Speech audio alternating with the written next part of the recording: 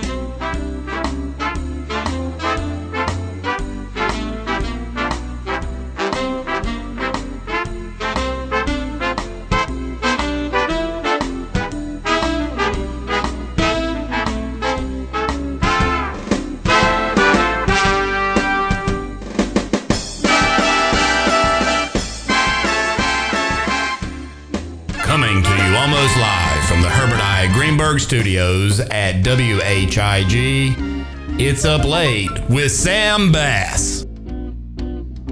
Thank you, Scott Smith, and thank you, Greg, for that wonderful forecast.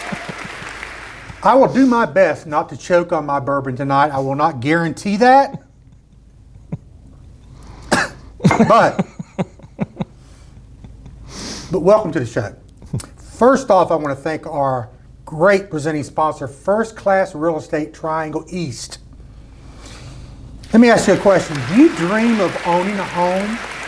Do you dream of selling your home? Or moving to a new one? They have so many great agents over there. Let them be the first ones you reach out to. Also, make sure our other great sponsor, Metro Maintenance, make sure you go to their Facebook page. They have so many great tips for just regular stuff that you do not know about that helps you bring your energy bill down, things like that. Metro Maintenance is the place to check. And let me give a special shout out to our green room sponsor, Serve Pro of Rocky Mount, Tarboro. We had a little accident in our green room a couple of weeks ago involving a goose and a duck and my bourbon, but they did a great job cleaning it up as always. Got us up running again like it never even happened. So as you may have guessed already, tonight's guest, back by popular demand, is none other than Greg Fishel. Calm down, sit down everybody. Greg, thank you so much for coming back. They're booing, right? No, they're standing. Everybody sit down. No, it's good to be back. We had a great time the first time, so looking forward to it again. So I will tell you, you are our first repeat guest. Wow. Maybe there should be some kind of a trophy for that. I don't know. All right. We'll see what we can go with. That's masochism on your part? Exactly. So tonight, instead of doing our traditional monologue and top five, we thought we would go ahead and bring you out because we ran out of time last time. And I don't want it to happen again. So first of all, before we get going, how was your experience at a Serve Pro green room? Well, we got a lot of rain one time, and it did a lot of damage, and I understand they were flooded with requests to clean that up. I know. It's a great green room, and Jonathan, he does a lot to take care of our guests. So I'm glad you enjoyed it. It's first class all the way in there. Absolutely. None better. I threw another sponsor in there when I said that. Jonathan's got a great team. Great business. So I want to ask you what you've been up to since our last episode, which was in October. Mm-hmm. Okay. You got on the road and went to watch the eclipse. Yes. Where did you go? A little town called Forest, Ohio, population 1,200. Okay. And they did it up right, man. They had food trucks and craft fairs, and they turned it into a real celebration. So your whole thing was to go somewhere where it was going to be the complete Yes. coverage. We've talked about this a little bit. I've always heard you're not supposed to look at it regardless of how much is covered because you could still damage your eyes, but you told me that I'm wrong. Right. If you're totality during that period of time, it's perfectly safe to look at it with the naked eye. But what I did was I knew what the beginning and the end time was, and so I set an alarm 30 seconds inside of each of those limits just to make sure that a little bit wasn't going to sneak out the side and kill my eyes. But you know what the safest way is to view an eclipse? What? You take a paper clip and you unbend it and you cut off a small part and tape it to the middle, and then you have a clip in the shape of a letter E, which by definition makes it an E clip. And it's perfectly safe to look at any time of day, any time of year. I think I might look at one of those after the show. So I do have a possibly dumb question. Okay. Can an eclipse have any effect on the weather? Yeah, I mean, I think, I guess it was in Columbus, which was not too far away from where I was, that the temperature actually dropped 5 degrees there during the totality period. So, yeah, there's some momentary changes, and then as soon as the sun comes back, it warms right back up. Well, even though we didn't get the 100% coverage here, I did notice it cooled off when it was taking place.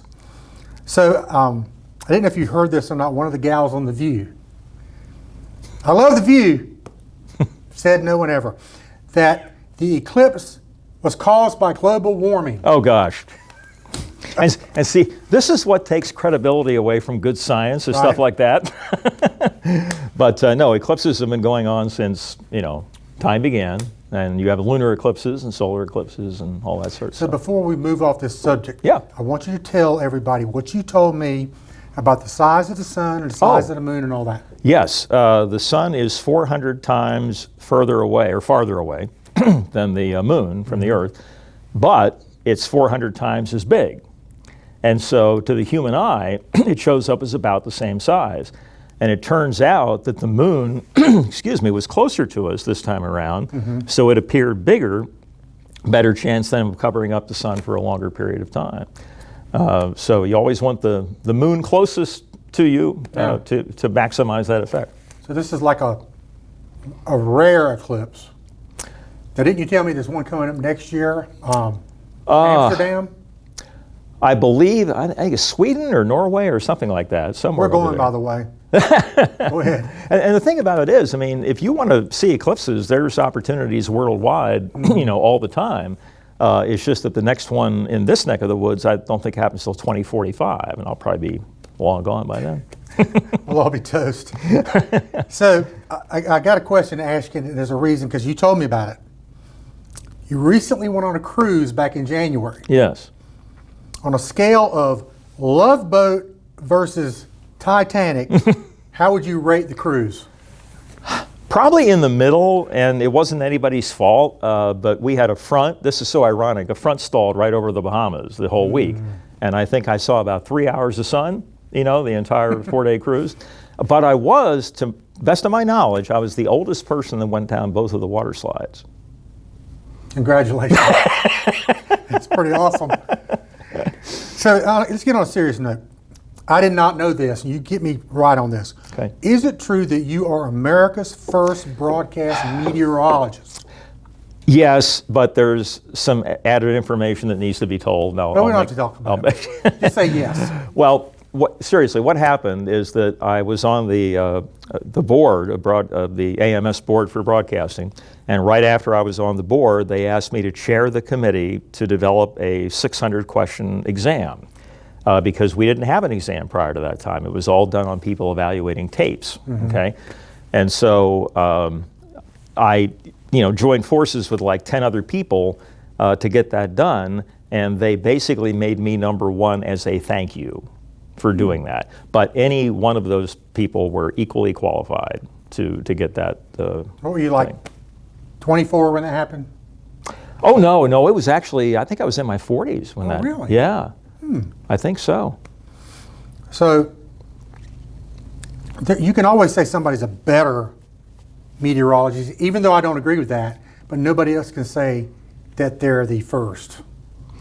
Right, but I mean, I always feel guilty about that in the sense that, there are other people that put in a ton of good work on that. And, Yeah.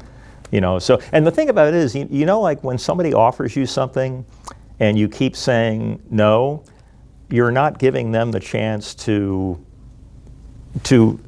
have the enjoyment of giving you a gift. Right. And so I finally looked at it that way, like, I don't want to make this person mad. They're trying to do something nice for me. I'm going to let them do it. Okay. So last time you were here in October, I asked you. You have better memory than I do. It's in my notes. What your winter prediction for snow was. As I recall, you would say the chances are better than they've been in years. And I don't think there was a single flake that fell. So what were the circumstances that caused us not to get any snow this year?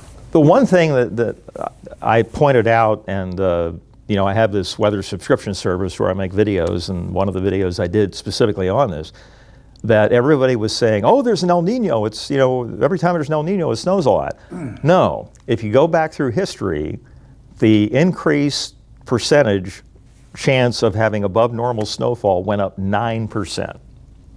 In fact, the biggest snow we ever had in 2000 occurred in the La Nina, okay? So I was trying to point out to people, don't hang your hat on this because it's not a one-to-one thing. And of course, as it turns out, it was just as bad as the year before.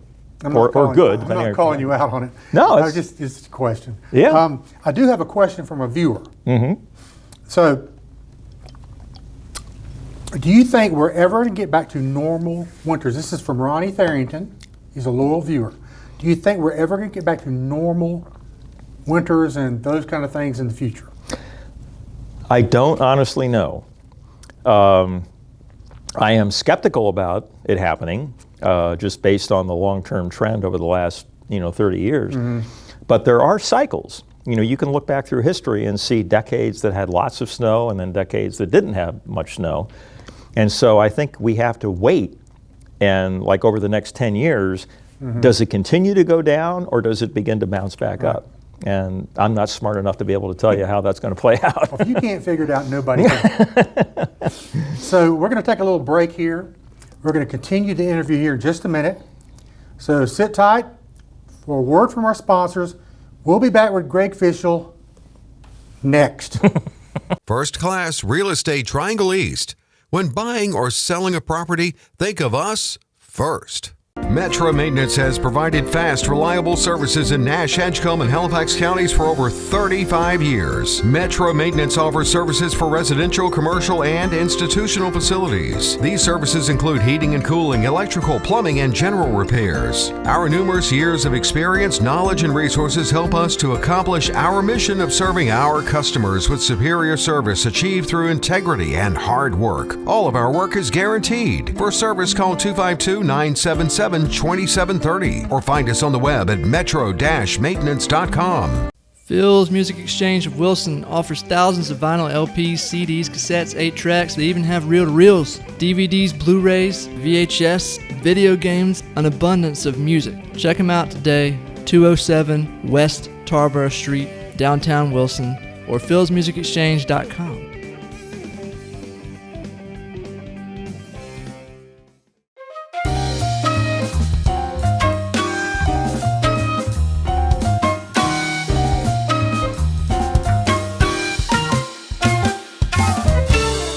We're back. I had an opportunity to refresh my bourbon, and so did Greg. So we're going to continue. I have a couple of things I want to ask you based on our last interview. The last time you were here, you were thinking about maybe moving back to the Triangle area. Yep. I mentioned maybe Nash County might be a good option for you. Any progress or updates? None. And I'll tell you what happened. When I moved in to the condo in Myrtle Beach in 2021, the interest rates were low, and the prices of real estate were low. Now, the interest rates are higher, and my HOA dues have gone up 82%.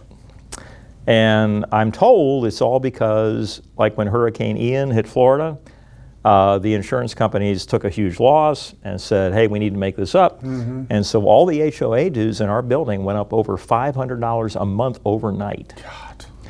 And You gotta love that. so between the interest rates and that, I'm not sure if I was in the market to buy something that I would even look at that, you know? Right now, it's not a really good buyer's market, but if you talk to our friends at First Class Real Estate, they could probably tell you why it is a good reason. But so So if changing you're gears looking for something. you're looking for something, call First Class. Brett and Tiffany. So I want to ask you this. Going back, I remember you maybe sat or jumped into the WRL fountain. Yes. What was that all about? I made what I thought was an innocent wager on the air one night that I was so confident the pattern was going to lead to measurable snow at the airport within 2 weeks that I would jump in the fountain if it didn't. And it did end up snowing in Roxborough, but never made it to the airport. And the promotion Technicality there. Yes, and the promotion department just decided to turn this into a circus, which I did not anticipate at all. And so that night there was actually a crowd that gathered outside, and Dr. Mask was doing features on hypothermia, and I was sitting there going, "This is not a good sign."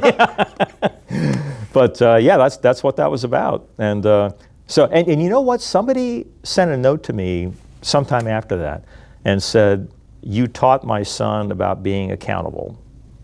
You know, I mean, he actually saw it as something that taught his son a lesson about life, which that was the last thing from my mind when I did it. But you know, I'm glad it worked out. How cold was the water? 37. So have you ever done a polar bear plunge? I have not. I almost did one year in Atlantic Beach, and I should have because it was like 70 degrees that day. That would have been the day to do one. But so what is the craziest thing you've ever done on or off the air? And don't mention anything that we did this afternoon before the show. You might get me in trouble. What's the craziest thing? Oh, gosh. Have you ever flown in one of those hurricane planes? No, and here's the thing. I had an opportunity 2 years ago, and I turned it down because at that time, even clear air turbulence, I would immediately assume that I was going to die. You know, I mean, I was that scared. Now I sort of look at it as a bumpy road. It just happens to be 6 miles up. Yeah. And so if I had the opportunity again, I probably would take it now, because the safety track record is impeccable. They've never lost anybody, knock on wood. You know, so let's hope it didn't start with you. Right. Exactly. But gosh, I'm having trouble thinking of anything outrageous. I was telling you just off the air just now that I used to do live shots from the Greek festival whenever it came to Raleigh, and I think they had a liqueur, I think it's called ouzo or something like that, and I swear I was, that was a mind-altering substance and all you needed was a sip. That was unbelievable. Sometimes we get into situations like that we're not looking for. But so what are your other hobbies other than studying and forecasting weather? What do you like to do? Well, the music's always been a big deal. My parents subscribed to the Reader's Digest, music collection thing back in the day, and so I was brought up with that. And my dad and mom tried to convince me that anybody that played a guitar was a communist, and so it took me a while to appreciate that type of music, which I do now.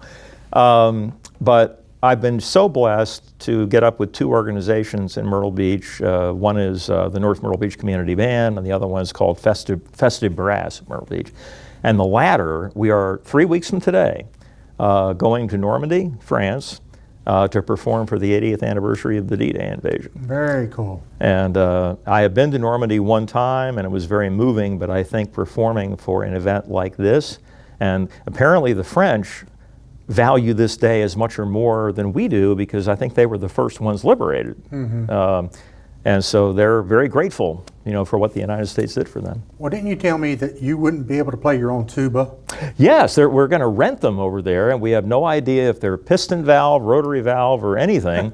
We don't even know if the mouthpiece will fit, so fingers crossed. You guys might sound like the Mayberry Band over there. That's right. That's exactly I hope right. not. So hopefully that won't happen. But also, you did not ride a roller coaster until you were what, 45 years old? I think that's right, yep. Why And did it take you so long, and which one did you ride? it was the Hurricane at the old Myrtle Beach, I believe, Pavilion. And my son Austin, who was probably 7 or 8 at the time, got off this thing and came up to me, and he looked up and he said, "Dad, it's not that bad." And I just couldn't not do it anymore.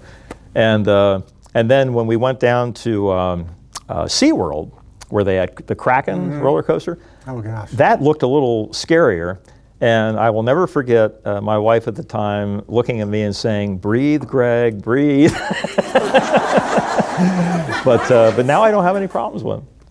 Well, I can tell you, one time at Myrtle Beach, I took my wife on a roller coaster. She does not like them, and it was like, up to the top. And when we got to the top, she's like, "What have you got me into?" And then the bottom dropped out. Right. And so we almost got divorced over that, for me getting her on there. But it was. If you've never been on one, you know the rush. I love them. Oh. Not everybody does. No, and I didn't I wouldn't even try it for the Yeah. longest time. Yeah. So I know you're a big sports fan. Yep. I first met Greg at an ECU NC State football game tailgate party in Greenville. Long time ago. We both had dark hair. A long time ago. So I know you're a big Mets fan, you're a big Hurricanes fan. Tell me a little bit about it.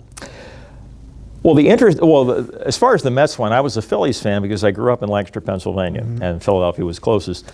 But Tom Seaver became my boyhood hero, and that's when I switched. And I switched at the beginning of 1969, not the end, but the beginning, having no clue that that was going to be the miracle year, Now, the hockey thing, I hated hockey until 2001. And we were in a first-round playoff series against the Devils. We lost the first 3. Won Like the we just had. Right. Won the 4th in overtime, stole game 5 up there, and came back to Raleigh for game 6. And the kids wanted to go, and I said, "Okay, I'll take you." And we lost, but with 2 minutes left in the game, the entire arena spontaneously stood up and gave the team a standing ovation for extending the series. And I remember thinking to myself, if I took the time to learn the rules, this could really be a lot of fun. And the next year, I was in the arena for the Stanley Cup Finals against the Red Wings. I saw you on TV. And I was there for Game 7 when we won the Cup in 06. So, Did they let you lift it and all that? lift the cup? No, but they did let me do that thing at the beginning. The horn, yeah, the horn. Yeah. Yep. That is pretty cool. So the last time you were here, I think you made at least 20 puns. We may or may not have a pun counter going Okay. tonight. We'll see. So I have a challenge for you. Okay. The loser has to jump in the Wesleyan fountain outside the studio here. Maybe. Okay. Maybe not. All right. I want you to pretend that you're in a bar or club, and I've dared you to come up with a weather-related pickup line, and there has to be a pun somewhere in there. Go. You gotta keep it clean. Yeah, and that's the hard part. I could just maybe walk up, to a woman and say, you just exude a warm front, and I'd like to meet you. It's probably the cleanest one I've heard. Feel free, if you want to do any more, I know you've got more. Really, I'm going to get myself in trouble here. So. We don't want that. So since you were so quick, I guess I'll be the one jumping in the fountain because I really didn't realize you'd come up that quick. So what was your idea? Did you have one? I did not. Oh, yeah, okay. But look, I really want to thank you for coming tonight. Oh, gosh. Always good to see you. Thank you so much for coming to Rocky Mount. This is Greg Fishel, y'all. This ain't just some Rocky Mount guy. This is the man right here. And I have such, do we have time for me to just tell a quick story? Sure, go ahead. I have such good memories of this area because my very best friend is a band director at Athens Drive High School in Raleigh. Mm-hmm. And every year they come to Wesleyan College for their week-long band camp. Mm-hmm. And I volunteered the 2 years that my youngest son was in the band, but then I did it 6 years after that because it was just that much fun. And so, you know, right next to this building is where a lot of those rehearsals took place. And I was driving through this afternoon on my way over here and just got very nostalgic because it was such a good time. Very good. And I really appreciate you coming, man. You're such a pleasure. We're going to have you back. You may be the first three-timer. But I do appreciate it. And we will definitely get you back on. Thank you so much. Okay. Thank you, Sam. Great fishing.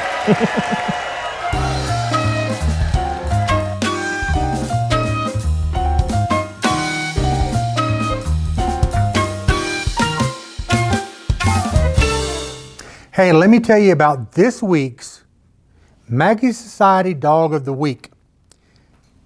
A fluffy ball of fur by the name of Pebble Dash. I don't know where they come up with these names, but that's fine. You can change it if you want to. He's a 4-month-old poodle, approximately 4 pounds and 100% fluff.